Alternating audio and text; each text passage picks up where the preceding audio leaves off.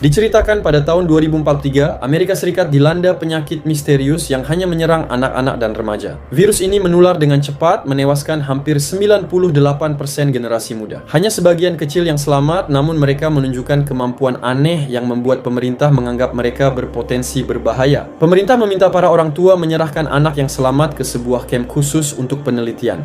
Presiden Gray bahkan menyatakan bahwa putranya, Clancy, juga termasuk penyintas dan sedang dirawat di sana. Di dalam camp, dokter dan ilmuwan mengklasifikasikan kemampuan anak-anak menjadi 5 kelompok warna: hijau untuk mereka yang memiliki kecerdasan tinggi, biru untuk kekuatan telekinetik, dan emas untuk kemampuan mengendalikan listrik. 3 kelompok ini masih bisa ditangani di camp.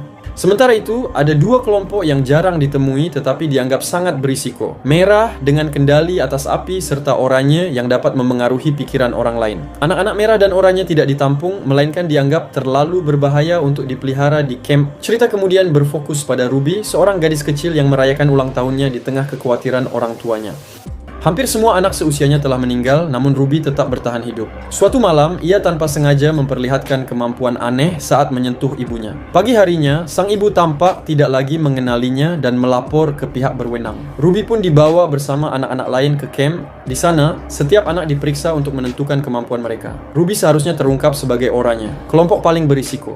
Namun, ia menggunakan kekuatannya untuk mengubah persepsi dokter, membuatnya terlihat seperti seorang hijau. Dengan begitu, Ruby berhasil menyelamatkan diri dari ancaman bahaya awal. Hari-hari Ruby di camp berjalan dalam penyamaran. Ia berusaha hidup seperti anak hijau biasa, meski harus menahan diri agar tidak dicurigai. 6 tahun pun berlalu. Kini Ruby sudah tumbuh menjadi remaja dan mendapat tugas sederhana di camp. Namun suatu ketika, ia ditegur keras oleh kapten penjaga karena dianggap sering melakukan kesalahan. Hal ini membuat kapten mulai merasa ada yang janggal pada dirinya, membuka kemungkinan rahasia Ruby bisa terbongkar.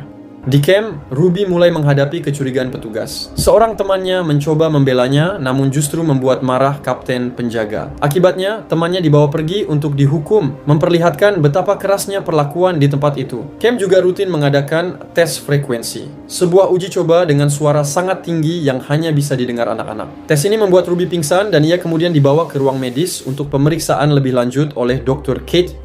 Dari hasil pengamatan, diketahui bahwa Ruby sebenarnya termasuk kelompok oranye yang dianggap paling berisiko. Dr. Kate menuliskan pesan rahasia bahwa identitas Ruby sudah terbongkar dan keselamatannya terancam. Ia lalu meminta Ruby menemuinya di ruang ketel. Saat Ruby menuju ke sana, alarm camp berbunyi karena adanya penyusup. Dalam situasi kacau itu, Kate membantu Ruby kabur dengan mobilnya. Di perjalanan, mereka hampir tertangkap di pos pemeriksaan.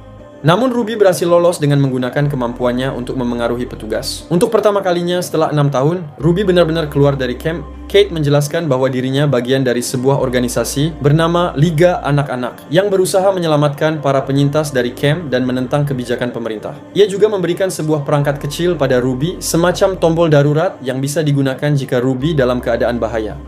Mereka berhenti di sebuah pom bensin untuk bertemu Rob, pasangan Kate yang juga terlibat dalam misi penyelamatan. Namun, Ruby sempat merasakan hal janggal saat tanpa sengaja menyentuh Rob dan melihat sisi gelap dalam dirinya. Hal ini membuat Ruby mulai ragu terhadap niat mereka. Saat Ruby masuk ke sebuah toko, ia bertemu seorang gadis kecil bernama Sue yang mampu mengendalikan listrik. Karena takut, Sue berlari menuju sebuah van. Ruby mengikutinya dan akhirnya berkenalan dengan kelompok Sue yang terdiri dari 3 orang. Sue sendiri, Liam yang memiliki telekinesis, dan Charles yang sangat cerdas. Ruby kemudian memilih untuk bergabung dengan mereka, meninggalkan Kate dan Rob. Namun, pelarian mereka tak mudah. Seorang pemburu bernama Lady Jane mengejar, sementara Kate juga masih berusaha mendapatkannya kembali. Berkat kekuatan Liam yang mampu menghalangi jalan dengan benda-benda di sekitar, mereka akhirnya berhasil lepas.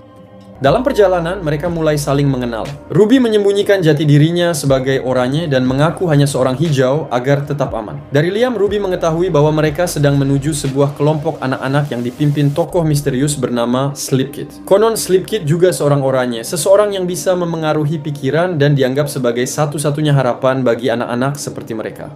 Liam menjelaskan bahwa Liga Anak-Anak yang dipimpin Dr. Kate bukanlah tempat ideal. Dulu ia pernah menjadi bagian dari liga itu, namun keluar karena organisasi tersebut lebih banyak melatih anak-anak untuk bertempur ketimbang benar-benar melindungi mereka. Liam menolak dijadikan alat perang, sehingga ia memilih pergi. Suatu malam, Ruby dan kelompoknya menginap di sebuah penginapan. Ruby teringat masa kecilnya bersama orang tua. Saat itu terungkap bahwa ia tidak sepenuhnya bisa mengendalikan kekuatannya, bahkan tanpa sengaja menghapus ingatan orang tuanya tentang dirinya. Malam itu, Ruby juga tak sengaja menyentuh Sue dan melihat masa lalunya. Ternyata Sue dulu pernah ditahan di camp, lalu berhasil kabur bersama ratusan anak lain dalam pemberontakan yang dipimpin Liam. Sejak kejadian itu, Sue memilih tidak banyak bicara karena trauma. Keesokan paginya, mereka pergi ke sebuah mall terbengkalai untuk mencari perlengkapan. Sesaat mereka merasakan kebersamaan seperti anak normal, namun tiba-tiba sekelompok remaja dengan kemampuan telekinesis menyerang. Beruntung Sue mampu melumpuhkan mereka dengan listrik. Dari pertemuan itu, Ruby dan kawan-kawan mengetahui tentang perkumpulan rahasia di East River, meski lokasi pastinya tidak diungkapkan. Malam harinya, Ruby menggunakan kemampuannya secara diam-diam untuk mendapatkan petunjuk hingga muncul kode ADO. Charles yang jenius menebak bahwa itu bukan tempat, melainkan frekuensi radio. E sama dengan 5, D sama dengan 4, O sama dengan 0, sehingga menghasilkan 540. Saat mencoba saluran itu, mereka menerima pesan berisi petunjuk lokasi di Danau Prince, Virginia. Perjalanan mereka kembali terancam ketika Lady Jane menghadang dengan senjata berfrekuensi tinggi yang membuat anak-anak tak berdaya. Ruby terpaksa menunjukkan kemampuan sebenarnya dan mengendalikan pikiran Jane untuk menghentikannya. Saat itu rahasia Ruby terbongkar, ia bukan hijau melainkan oranye. Liam dan yang lain terkejut, namun Ruby akhirnya mengaku bahwa ia menyembunyikan identitasnya karena takut dianggap berbahaya. Dalam perjalanan berikutnya, Ruby menceritakan masa lalunya kepada Liam dan hubungan mereka semakin dekat. Akhirnya mereka sampai di Danau Prince. Di sana, mereka menemukan komunitas besar anak-anak dengan kekuatan khusus. Bagi mereka, itu seperti rumah baru yang penuh harapan setelah sekian lama hidup terasing. Di tempat itu pula mereka bertemu seorang pemimpin muda yang ternyata adalah Clancy Gray, putra presiden. Sama seperti Ruby, Clancy termasuk kelompok oranye yang bisa memengaruhi pikiran, menjadikannya figur penting di antara anak-anak lain. Malam itu, anak-anak mengadakan pesta sederhana. Ruby berdansa dengan Liam, merasakan momen hangat yang jarang ia temui. Keesokan paginya, Ruby mendapat tugas membantu Clancy. Ia bercerita bahwa dirinya adalah salah satu yang pertama selamat dari penyakit misterius, lalu dijadikan bahan eksperimen untuk obat yang ternyata gagal. Sang ayah, Presiden Gray, menutupi kenyataan itu dengan kebohongan. Clancy akhirnya kabur dan membentuk komunitas anak-anak di Danau Prince. Clancy mengajari Ruby cara mengendalikan pikiran tanpa kontak fisik, sementara Ruby menunjukkan caranya menghapus ingatan. Namun Clancy justru mencoba memanfaatkan kesempatan untuk mendekatinya. Ruby merasa terancam dan segera pergi. Ia lalu memutuskan meninggalkan tempat itu bersama teman-temannya. Saat kabur, pasukan pemerintah menghadang. Liam mencoba melawan, tapi tiba-tiba tumbang karena kendali Clancy. Saat itu terungkap bahwa Clancy lah dalang sebenarnya. Ia diam-diam bekerja sama dengan Kapten Camp, bahkan memengaruhi pikiran ayahnya untuk mengendalikan pemerintahan. Tujuannya, membentuk pasukan anak-anak berkekuatan khusus agar bisa berkuasa. Dalam kekacauan itu, Ruby menggunakan kemampuannya untuk menjatuhkan Kapten, sementara Sue menciptakan aliran listrik untuk membuka jalan.